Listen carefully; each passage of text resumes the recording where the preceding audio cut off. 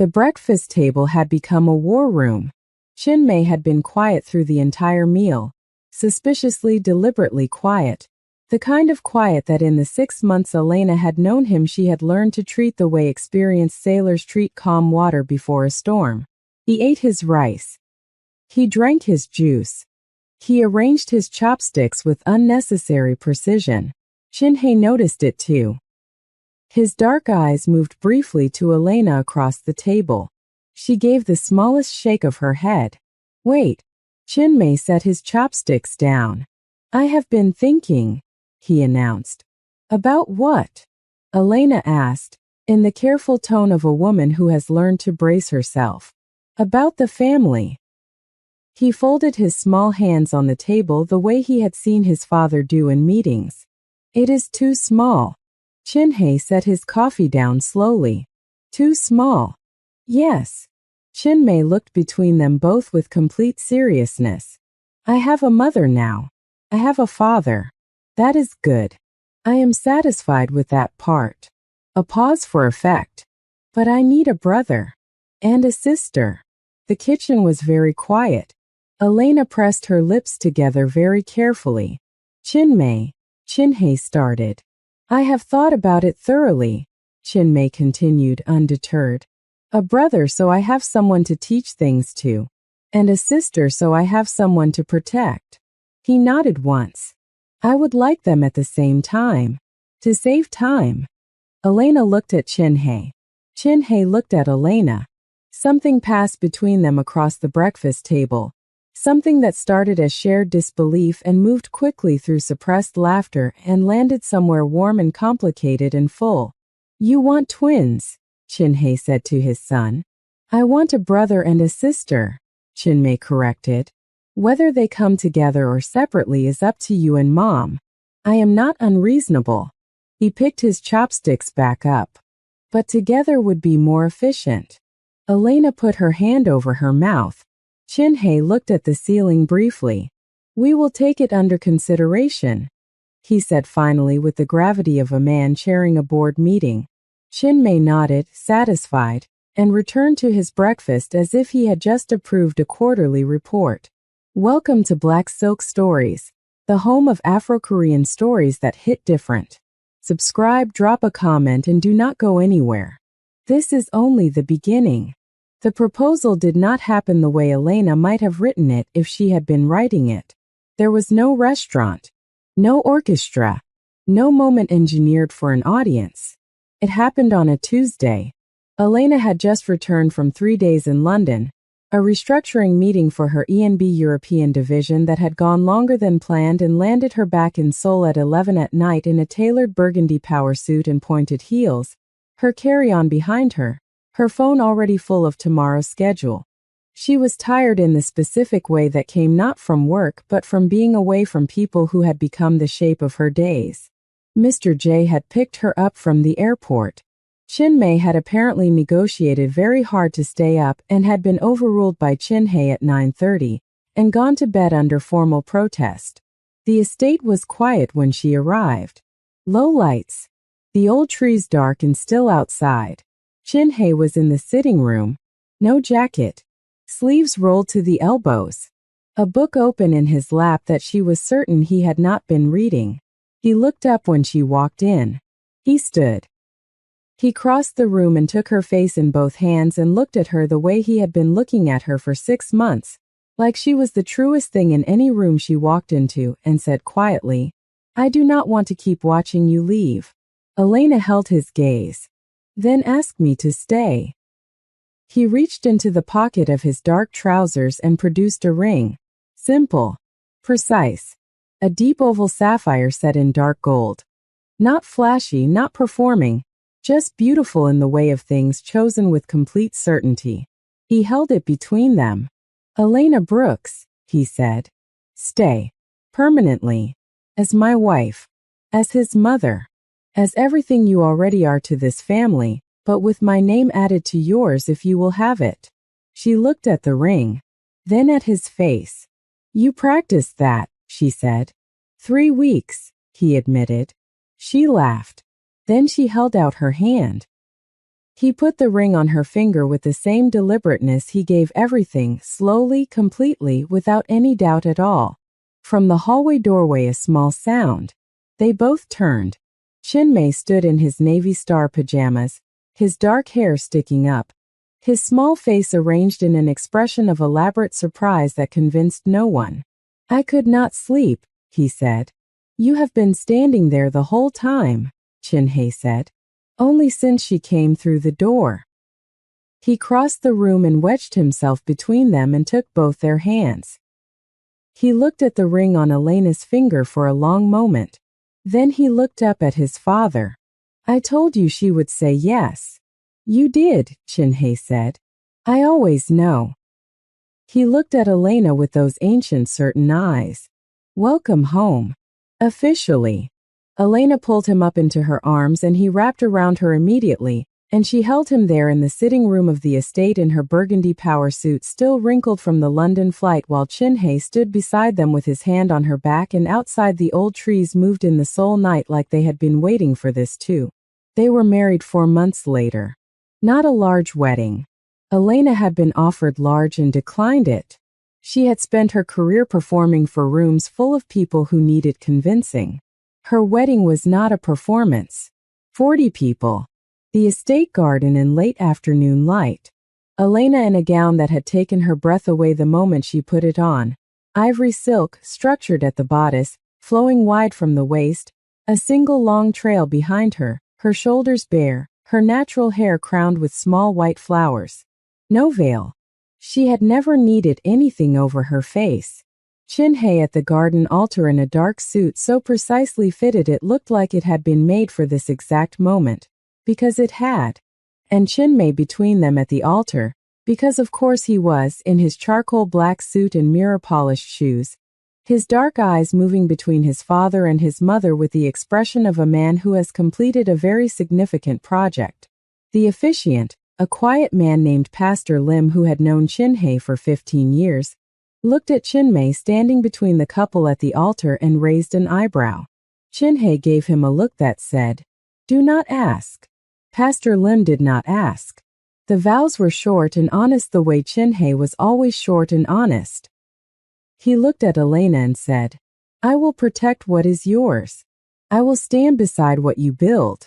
I will choose you every Tuesday and every difficult day and every ordinary morning at the breakfast table. I chose you already. I will keep choosing you."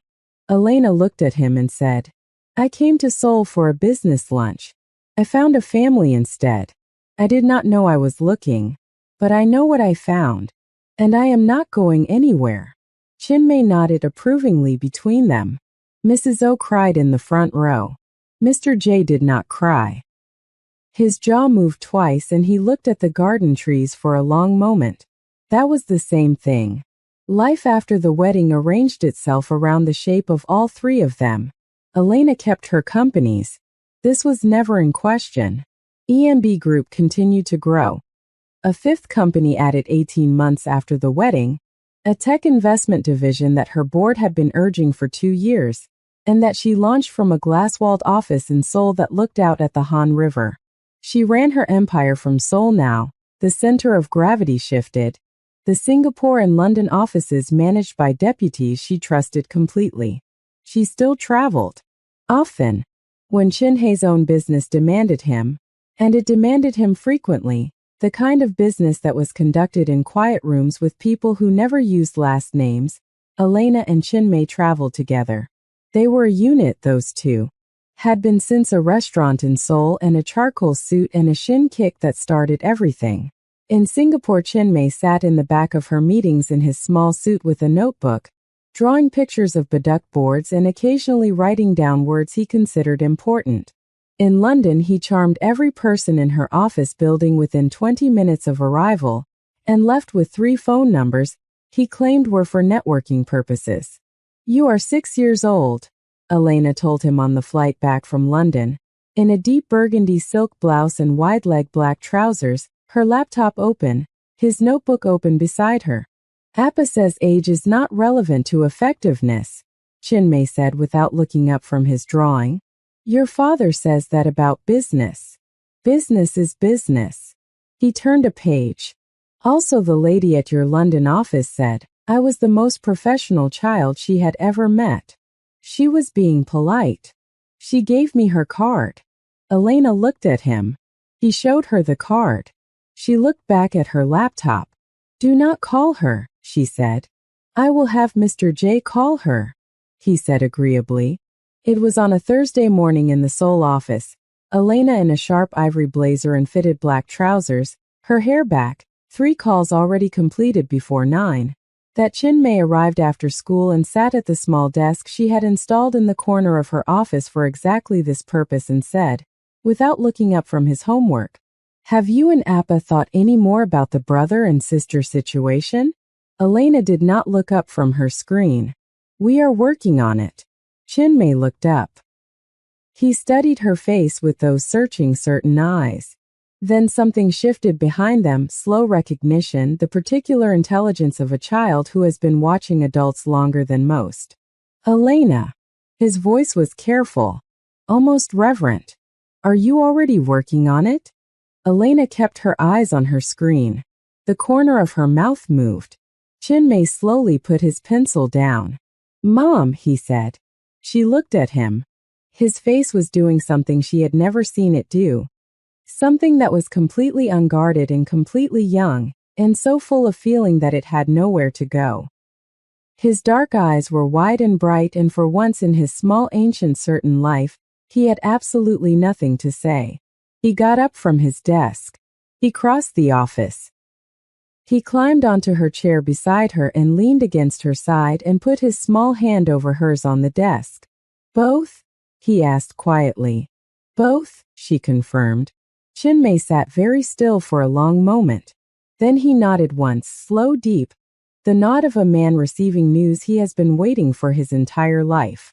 I knew, he said softly. I always know. Elena looked down at the top of his dark hair and felt something so full in her chest that it had no name in any language she spoke. Outside the Seoul office windows, the Han River moved slowly and gold in the afternoon light. She put her arm around him and he leaned into her completely, and they sat together in the ivory blazer and the small school uniform while Seoul hummed its vast indifferent song outside, and inside this office the most important thing in the world was happening without any noise at all. Seo Ji-yeon came on a Wednesday. Nobody had arranged it. Nobody had announced it. She simply appeared at the ENB Seoul office reception at 2 in the afternoon in a pale gray suit. Not the cream Chanel this time, something quieter, something that had left its chin at home, and asked if she could see Mrs. Park.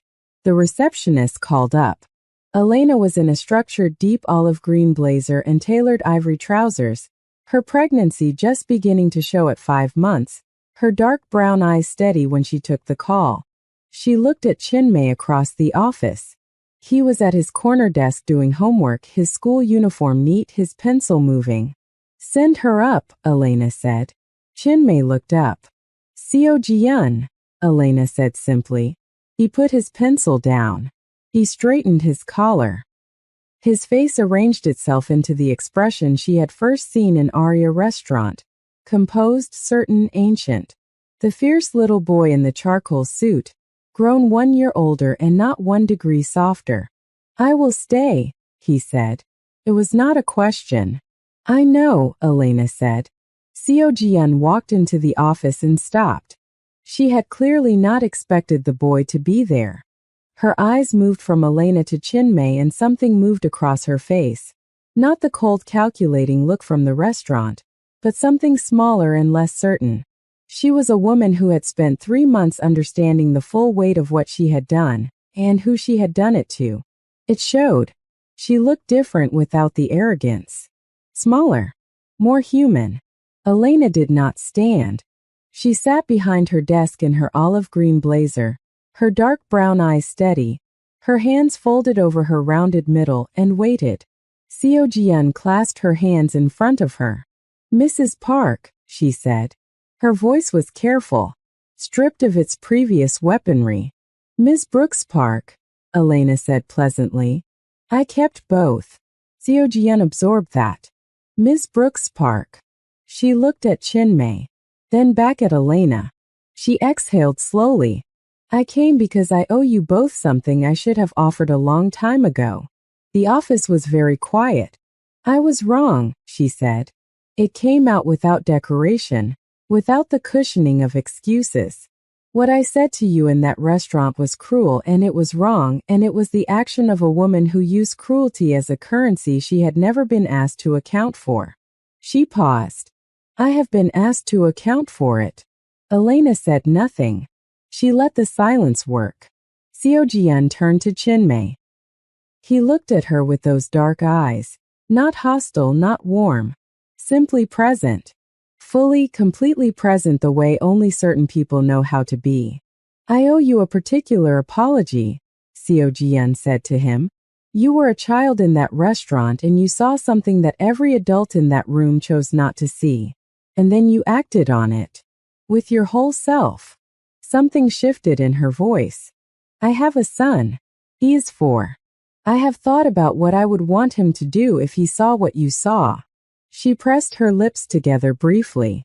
I would want him to do exactly what you did. Chinmay studied her face for a long moment. Did you learn something? He asked. The directness of it made Seo-jian blink. Yes, she said quietly. Good. He nodded once. Then it was useful. He picked his pencil back up and returned to his homework.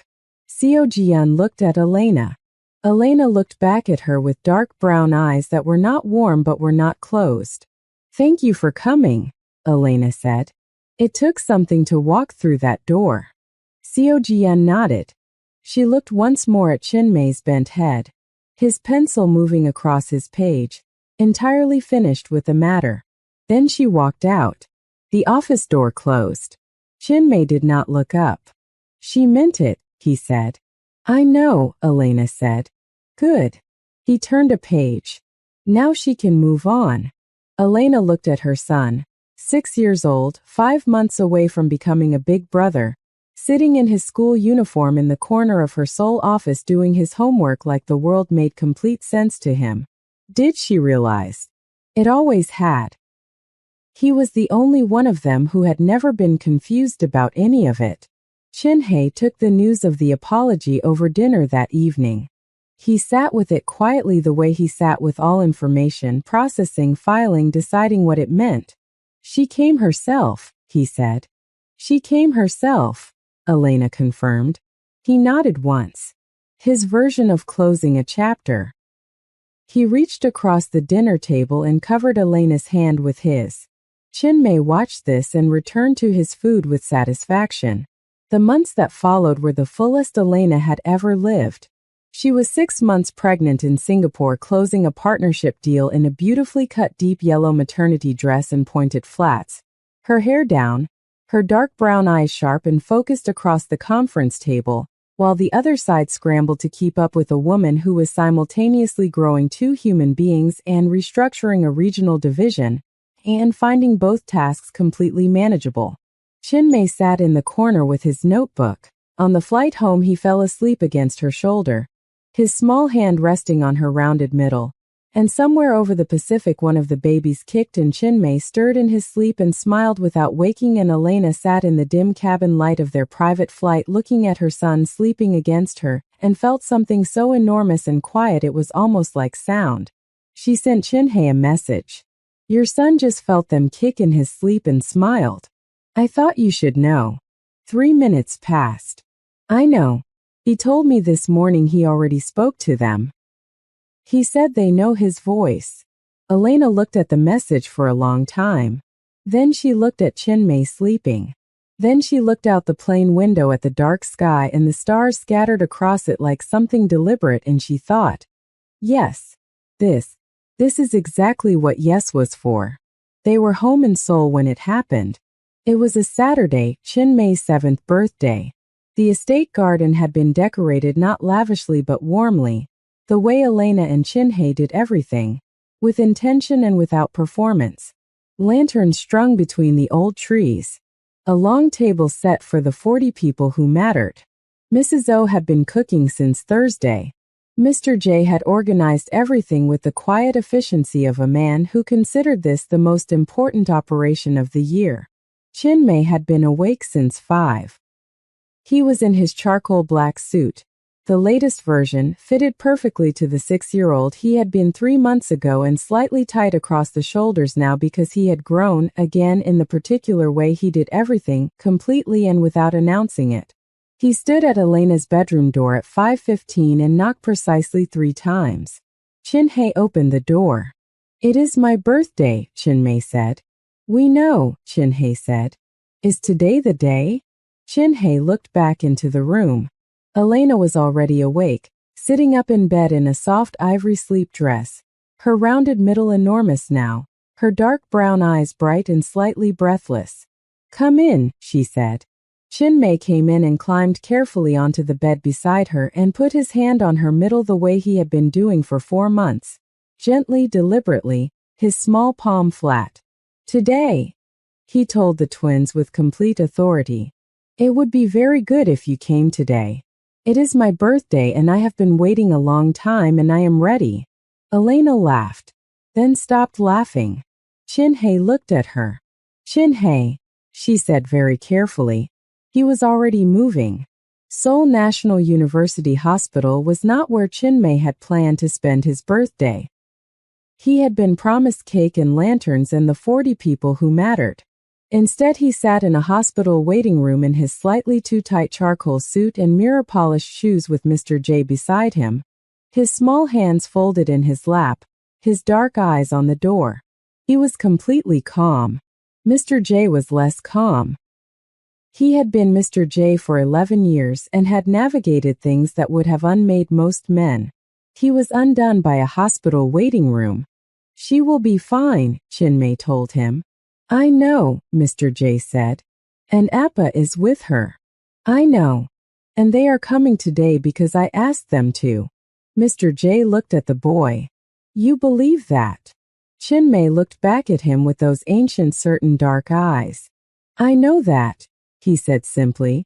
Mrs. O arrived at 9 with birthday cake in a box because she had decided the birthday was happening regardless of the location, and nobody argued with Mrs. O. At 11:47 in the morning, Chin-hei came through the door.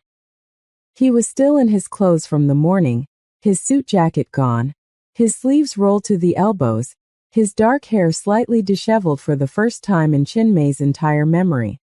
His angular face was completely open, not the controlled, composed face of the most feared man in Seoul, but the face of a man who has just witnessed something that has rearranged every priority he has ever had. His dark eyes found Chin-mei immediately. Chin-mei stood up.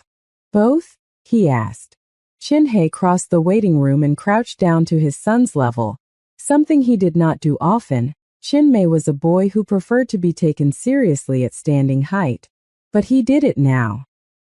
He took his son's face in both hands. "Both?" he said. "A boy and a girl. They are healthy. Your mother is perfect." Chin-mei's face did the thing it had done in Elena's office when she confirmed the pregnancy. That completely unguarded, completely young, completely full expression that had nowhere to go. His dark eyes went bright. "I knew," he whispered. "You always know," Chin-hei said. Chin-mei hugged his father. Not the quick, tight hug of a child in passing, but a full, deliberate hug. Both arms around his father's neck. His face pressed there, holding on. Chin-hei held him with both arms and closed his eyes briefly. Mrs. O opened the cake box. Mr. J looked at the ceiling for a long moment. Elena was sitting up when they brought Chin-mei in. She wore the hospital gown with the dignity she wore everything. Back straight, dark brown eyes warm and slightly exhausted and completely full. In the crook of each arm a small wrapped bundle. 2 faces so new they had not yet decided what they looked like. Chin-mei walked to her bedside slowly. He looked at his mother, then at the bundle on the left, then at the bundle on the right. "The boy," Elena said gently, tilting her left arm slightly. "And the girl." Chin-mei looked at them for a long time without speaking. His small jaw worked slightly. His dark eyes moved between the 2 small faces. They are very small, he said finally. You were small too, Elena said. I was never this small. He reached out one careful finger and touched the girl's hand. Her tiny fingers curled around it immediately. Instinctive, complete, certain. Chinmay's breath caught. He looked up at Elena with eyes that were doing something he would never in his life admit to. And she looked back at him with eyes that were doing the same thing, and between them the girl held his finger like she had been waiting for exactly this. She knows me, he said quietly. She does, Elena said. Chinhay stood at the foot of the bed watching his family. All of it. The whole complete impossible thing that had started with a chair scraping across a marble floor in Aria restaurant and a 5-year-old boy in a charcoal suit who decided to stand up. He stood very still and looked at all of them and did not try to compose his face at all. He let it be what it was. Full.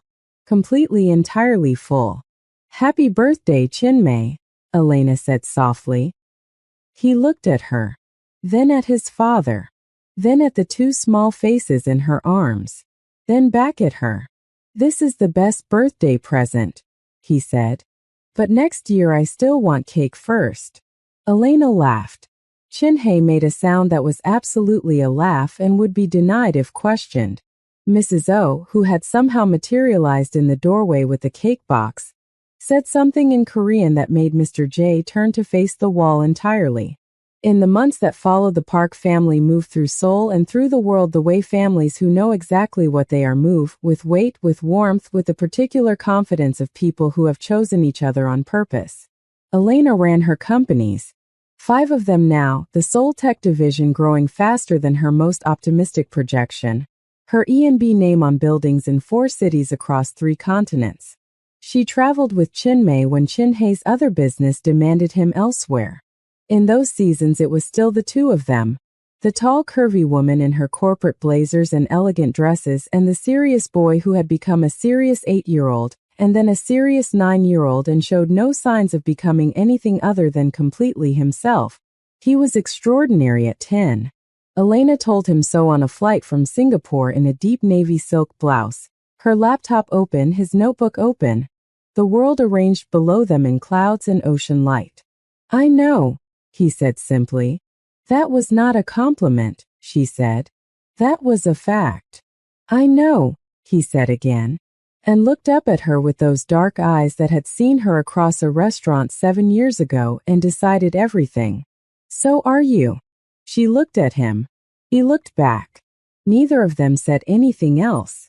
They did not need to. The twins grew. The boy Jiho, named by Chinmay after considerable deliberation and one rejected suggestion from Chinhay that Chinmay overruled on grounds of rhythm, was loud and certain and threw his rice bowl on his first birthday and looked deeply satisfied with the result. The girl, Sua, chosen by Elena and accepted by Chinmay with a nod that indicated she had chosen correctly, was quiet and watchful and held Chinmay's finger every single time he offered it. She always had. She always would. The estate in Seoul grew full in the way Chinmay had always known it would. Breakfast was never a quiet meal. Mrs. O made extra every morning without being asked. Mr. J drove whoever needed driving wherever they needed to go with the steady, loyal patience of a man who had been present for every chapter of this story and considered it the honor of his career. Chinhay came home every evening to a house that was full of noise and warmth and the particular beautiful chaos of a family that had been built by a 5-year-old boy with complete certainty and not one moment of doubt. He stood in the doorway sometimes, just for a moment before anyone saw him, and looked at it all. Elena at the kitchen table in whatever she had worn that day, still working, always working, Sue on her lap reaching for the laptop keys, Jiho on the floor with his toys making his announcements to the room, Chinmay at his desk doing his homework with the focused seriousness he gave everything important. For of them now, the family was not too small anymore. Chinhay would walk in and Chinmay would look up first. He always looked up first.